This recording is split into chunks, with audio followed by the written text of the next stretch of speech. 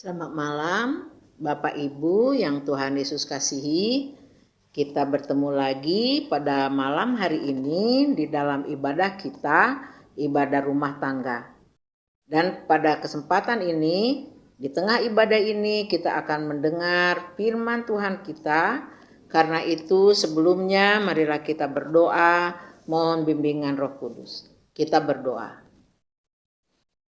Bapa yang bertahta dalam surga, terima kasih Tuhan karena kasih setia Tuhan sampai saat ini boleh kami rasakan. Sehingga kami boleh kembali bersekutu bersama saudara seiman untuk memuji dan memuliakan nama Tuhan serta mendengarkan firman Tuhan. Karena itu Bapa, pimpinlah kami oleh Roh Kudus-Mu agar kami mengerti firman-Mu dan mengerti isi hati-Mu, agar kami boleh melakukan apa yang Tuhan kehendaki. Pimpinlah kami dan ajarlah kami. Jadikan hati kami hati sebagai seorang murid yang mau taat dan mau dengar-dengaran. Berfirmanlah ya Bapa, karena kami anak-anak-Mu siap untuk mendengar. Dalam nama Tuhan Yesus kami sudah berdoa. Amin. Bapak Ibu, Saudara, jemaat yang Tuhan Yesus kasihi, pembacaan firman Allah kita pada malam ini terambil dari Injil Matius, pasalnya yang ke-23, ayatnya yang ke-13 sampai dengan yang ke-15. Injil Matius pasalnya 23 ayatnya yang ke-13 sampai dengan yang ke-15 yang menyatakan demikian. Celakalah kamu, hai ahli-ahli Taurat dan orang-orang Farisi. Hai kamu orang-orang munafik, karena kamu menutup pintu-pintu kerajaan sorga di depan orang. Sebab kamu sendiri tidak masuk dan kamu merintangi mereka yang berusaha untuk masuk. Celakalah kamu, hai ahli-ahli Taurat dan orang-orang Farisi, hai kamu orang-orang munafik, sebab kamu menelan rumah janda-janda, sedang kamu mengelabui mata orang dengan doa yang panjang-panjang. Sebab itu, kamu pasti akan menerima hukuman yang lebih berat. Celakalah kamu, hai ahli-ahli Taurat dan orang-orang Farisi, hai kamu orang-orang munafik, sebab kamu mengarungi lautan dan menjelajah daratan untuk mentobatkan satu orang saja menjadi penganut agamamu. Dan sesudah ia bertobat, kamu menjadikan dia orang neraka yang 2 kali lebih jahat daripada kamu sendiri. Sampai sedemikian jauh pembacaan firman Tuhan kita, dan orang yang berbahagia adalah mereka yang senantiasa mau mendengar dan melakukan firman Tuhan dalam kehidupannya sehari-hari. Terpujilah Kristus, Hosiana. Bapak Ibu yang Tuhan Yesus kasihi, malam ini kita akan belajar dari firman Allah kita tentang kehidupan orang-orang Farisi. Di dalam firman Tuhan tadi dinyatakan bahwa Tuhan Yesus menegur orang-orang Farisi. Tuhan mengatakan bahwa orang-orang Farisi adalah orang-orang yang munafik. Bapak Ibu, apabila kita mempelajari kembali tentang arti atau makna munafik. Munafik adalah satu kata yang mencerminkan adanya ketidaksesuaian, adanya ketidakseimbangan, tidak sinkron. Dan orang Farisi dinilai oleh Tuhan Yesus sebagai orang yang tidak sesuai. Apa yang tidak sesuai di dalam kehidupan orang Farisi? Di dalam firman Allah yang sudah kita baca tadi, Ada ketidaksesuaian antara perkataan dan perbuatan orang Farisi.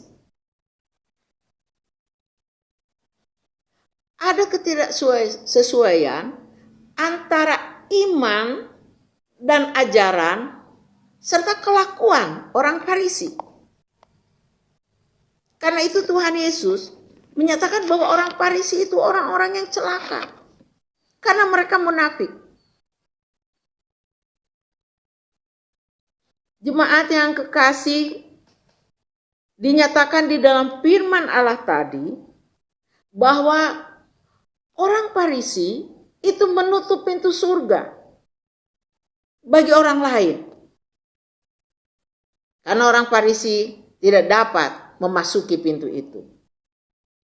Dan dikatakan orang Farisi adalah orang yang sok suci, sok saleh. Padahal mereka mengelabui orang-orang lain dengan kesalehan mereka. Dan dinyatakan oleh Tuhan Yesus bahwa orang Farisi orang yang sangat rajin untuk mempertobatkan orang lain. Bahkan dinyatakan sampai ke seberang samudra, menjelajahi daratan. Tetapi setelah mereka memperoleh jiwa-jiwa itu, mereka membuat jiwa-jiwa itu lebih jahat daripada mereka sendiri. Itulah teguran-teguran Tuhan Yesus pada orang Farisi. Bapak Ibu yang Tuhan Yesus kasihi, orang Farisi bukanlah orang bodoh. Orang Farisi adalah para pemuka agama. Orang Farisi adalah para ahli di bidang hukum Taurat. Dinyatakan orang Farisi adalah para ahli Taurat.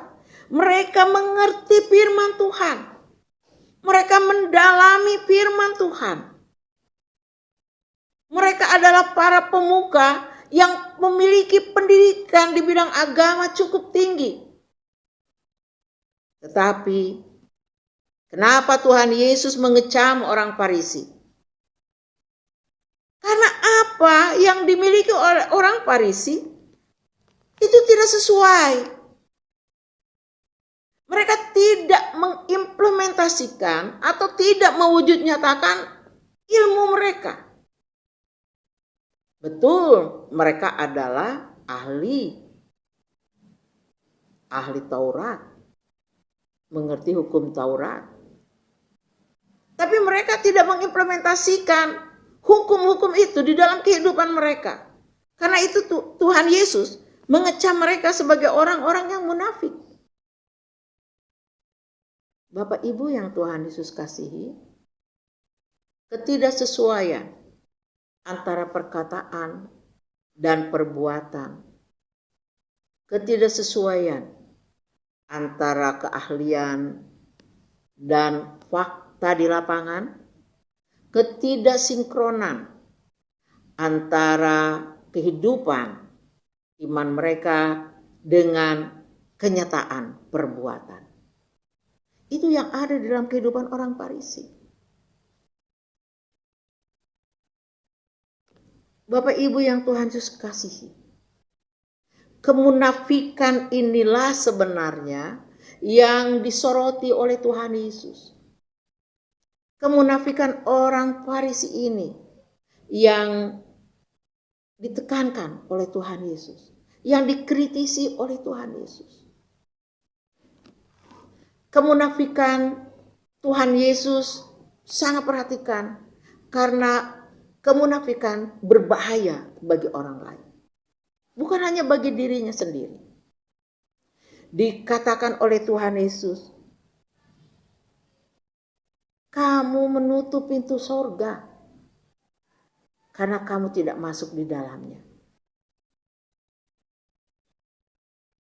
Jadi orang Farisi adalah orang yang mengerti tentang surga dan meraihnya. Tetapi perbuatan mereka tidak memungkinkan mereka untuk masuk pintu itu. Karena itu mereka menutup pintu itu bagi orang lain.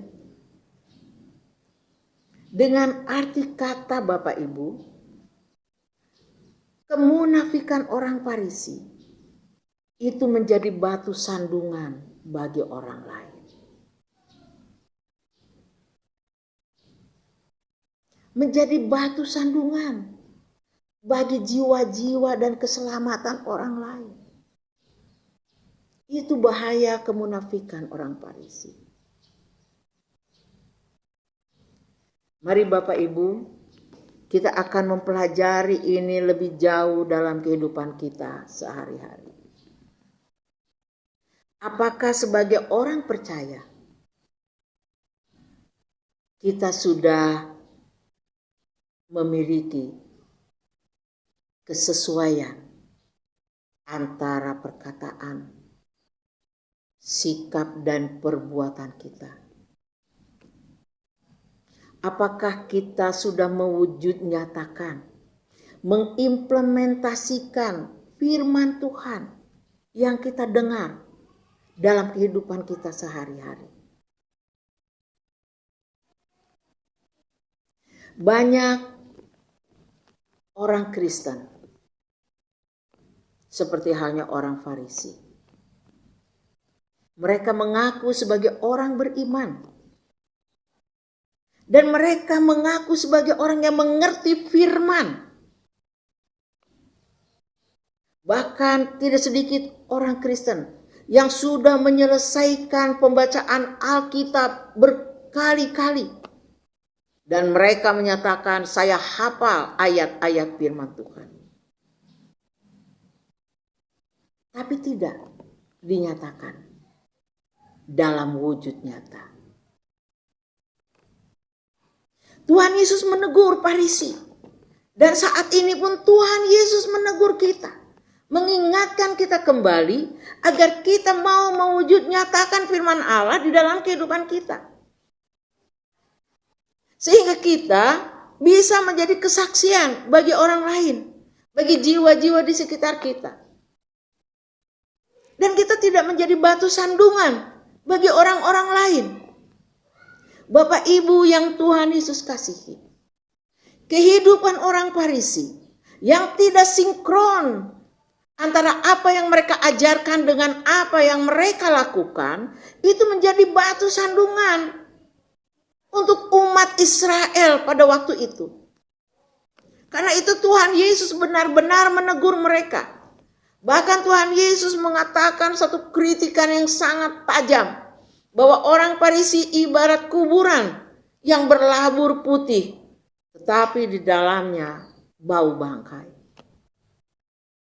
Kritikan yang sangat tajam ini, yang kini harus kita kaji bagi diri kita.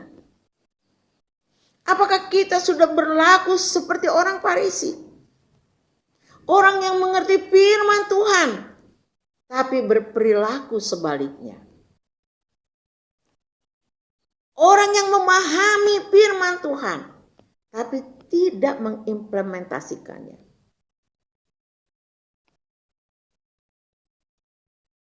Bapak Ibu yang Tuhan Yesus kasihi, banyak orang yang mengaku percaya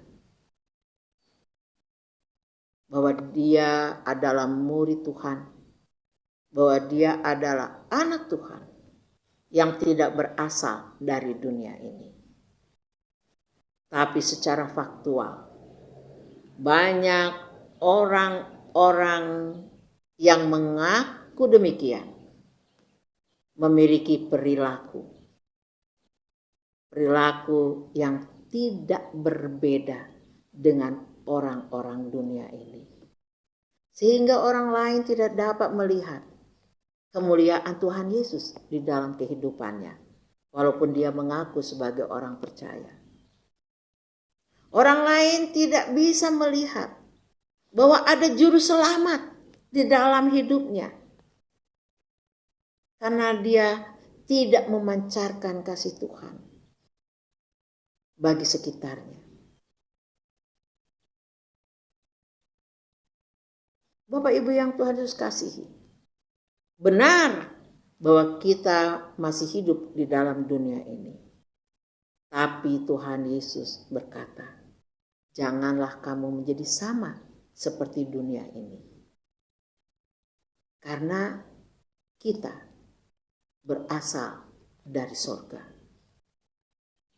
Sudah ditebus oleh darah Tuhan Yesus. Sudah diselamatkan.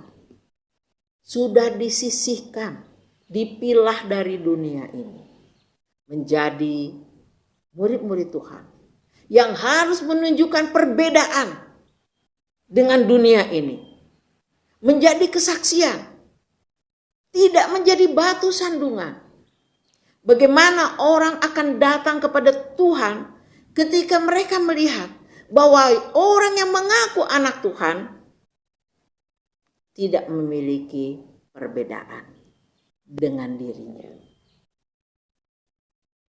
Orang mengaku orang Kristen sudah diselamatkan. Orang mengaku anak Tuhan, pewaris tahta sorga, tapi perbuatannya tidak berbeda dengan orang-orang dunia. Bagaimana orang akan datang kepada Tuhan Yesus ketika mereka tidak melihat kemuliaan Tuhan di dalam hidup kita? Karena itu, Bapak, Ibu, Saudara yang Tuhan Yesus kasihi, mari kita belajar semakin diperbaharui agar kehidupan kita seturut kehendak Tuhan dapat memancarkan kemuliaan Tuhan bagi isi dunia ini, sehingga semua orang boleh melihat dan boleh datang kepada Tuhan Sang Juru Selamat. Mari Bapak Ibu, kita bercermin dari kehidupan orang Farisi agar kita tidak menjadi seperti mereka. Tuhan Yesus memberkati. Amin. Bapak Ibu, Saudara, jemaat yang Tuhan Yesus kasihi, kita akan menaikkan doa syafaat kita. Karena itu, mari kita berdoa. Bapa yang bertahta dalam sorga, kami mengucap syukur kepadamu Tuhan atas kasih karunia-Mu dalam hidup kami. Terima kasih Tuhan sudah mengajar dan mengingatkan kami. Terima kasih Tuhan sudah menegur kami agar kami boleh menjadi orang-orang percaya yang dapat mewujud nyatakan iman kami dalam kehidupan kami sehari-hari. Tuhan, terima kasih.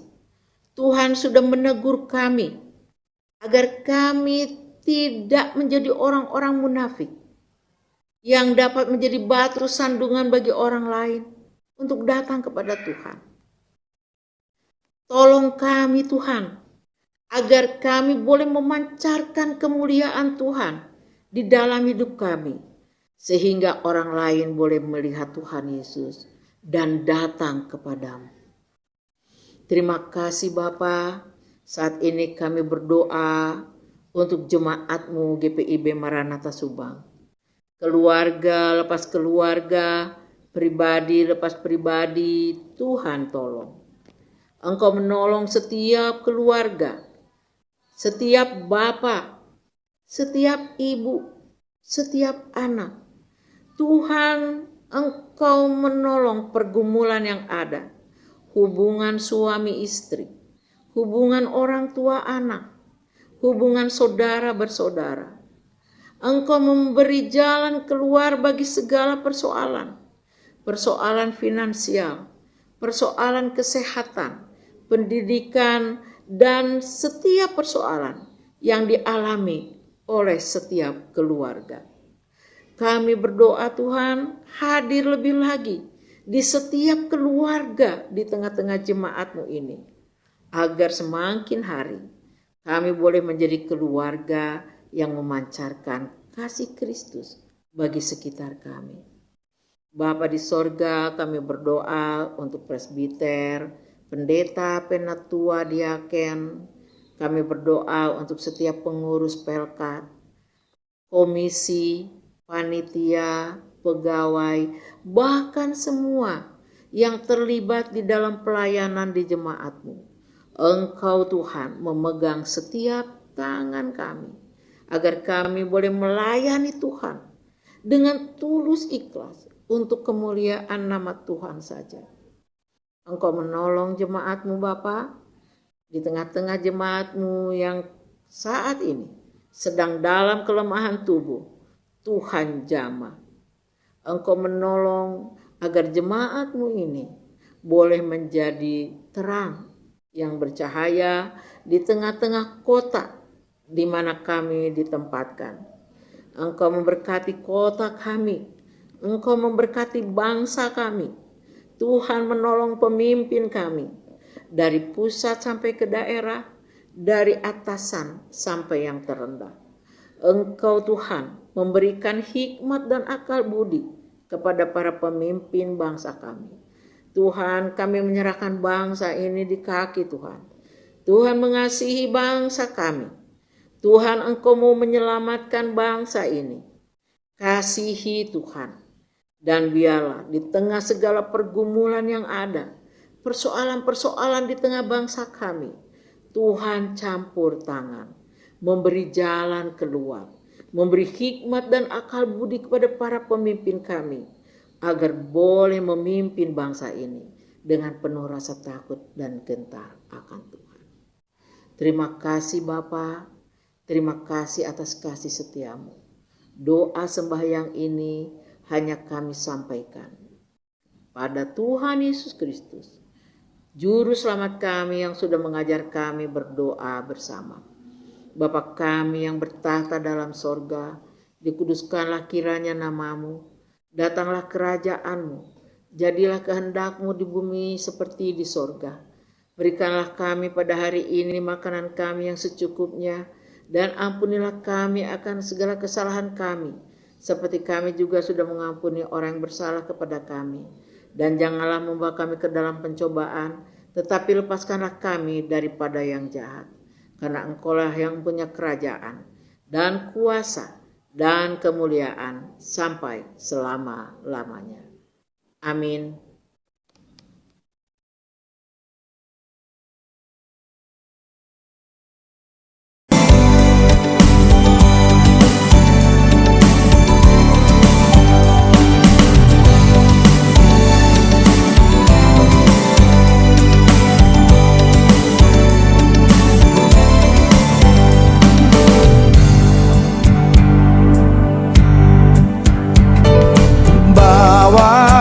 Persembahanmu